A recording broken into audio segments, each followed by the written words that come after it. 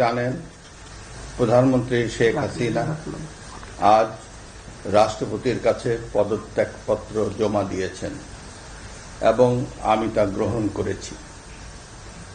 প্রধানমন্ত্রীর পদত্যাগ ও বৈষম্য বিরোধী ছাত্র আন্দোলনে সৃষ্ট পরিস্থিতিতে আজ বঙ্গভবনে ৩ বাহিনীর প্রধান এবং বিভিন্ন রাজনৈতিক দলের নেতৃবৃন্দ, সুশীল সমাজের প্রতিনিধি ও বৈষম্য বিরোধী ছাত্র আন্দোলনের কয়েকজন সমন্বয়কদের সাথে আলোচনা হয়।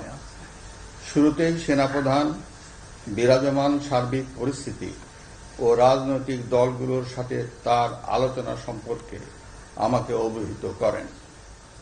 রাজনৈতিক নেতৃবৃন্দ এ সময় তাদের বক্তব্য তুলে ধরেন। সভায় বৈষম্য বিরোধী ছাত্র আন্দোলনের নিহত শহীদদের স্মরণে শোক প্রস্তাব গৃহীত হয়। এছাড়া জরুরি ভিত্তিতে একটি অন্তর্বর্তীকালীন সরকার গঠনের সিদ্ধান্ত নেওয়া হয়। সকল দল ও অংশীজনদের সাথে আলোচনা করে গঠিত অন্তর্বর্তীকালীন সরকার যত দ্রুত সম্ভব নির্বাচনের ব্যবস্থা করবে। বৈষম্য বিরোধী ছাত্র আন্দোলন ও বিভিন্ন মিথ্যা মামলায় আটকসহ সকল বন্দীদের মুক্তি দেওয়া হবে। বৈষম্য বিরোধী ছাত্র আন্দোলনের নিহতদের পরিবারদের ক্ষতিপূরণ প্রদান ও আহতদের সুচিকিৎসার প্রয়োজনীয় সকল সহায়তা দেওয়া হবে। সর্বসম্মতিক্রমে বিএনপির চেয়ারপারসন বেগম খালেদা জিয়াকে মুক্তি দেওয়ার সিদ্ধান্ত নেওয়া হয়। প্রিয় দেশবাসী, আমি দেশের আইন শৃঙ্খলা পরিস্থিতি স্বাভাবিক করতে এবং লুপ্তরাজ ও ধ্বংসাত্মক কর্মকাণ্ড বন্ধ করতে রাজনৈতিক দলগুলোর প্রতি আহ্বান জানাচ্ছি।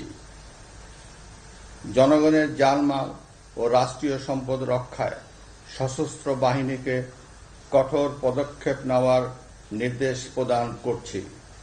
সাম্প্রদায়িক সম্প্রীতি ও সংখ্যালঘুদের নিরাপত্তা নিশ্চিত করতে এবং সরকারি সম্পত্তি রক্ষায় সকলকে এগিয়ে আসার আহ্বান জানাচ্ছি। দেশের অর্থনীতি, প্রশাসন ও শিল্প কলকারখানা চালু রাখার লক্ষ্যে সকলকে কার্যকর ভূমিকা রাখার আহ্বান জানাই। ছাত্র নেতৃবৃন্দ ও শিক্ষকদের সাথে আলোচনা সাপেক্ষে অতি শীঘ্রই শিক্ষা প্রতিষ্ঠানগুলি খুলে দেওয়া হবে। এছাড়া যারা হত্যা ও সহিংসতার সাথে জড়িত নিরপেক্ষ তদন্তের মাধ্যমে তাদেরকে আইনের আওতায় আনা হবে। গণপ্রজাতন্ত্রী বাংলাদেশের সংবিধান অনুযায়ী অনতিবিলম্বে বর্তমান সংসদ বিলুপ্ত করা হবে। দেশের সকল অফিস আদালত আগামীকাল থেকেই স্বাভাবিকভাবেই চলবে।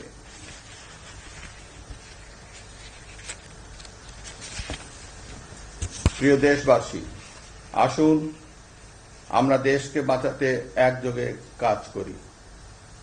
পারস্পরিক হিংসা বিদ্বেষ ভুলে ও প্রতিহিংসার ঊর্ধ্বে উঠে দেশকে এগিয়ে নিতে নিজ নিজ অবস্থান থেকে ভূমিকা রাখার জন্য আমি বিনয়ের সাথে আপনাদের প্রতি অনুরোধ করছি। একটি সুন্দর ও সোনালী ভবিষ্যতের প্রত্যাশায় আমরা এগিয়ে যাব ইনশাআল্লাহ। মহান আল্লাহ আমাদের সহায় হন। খোদা হাফেজ। বাংলাদেশ চিরজীবী হোক।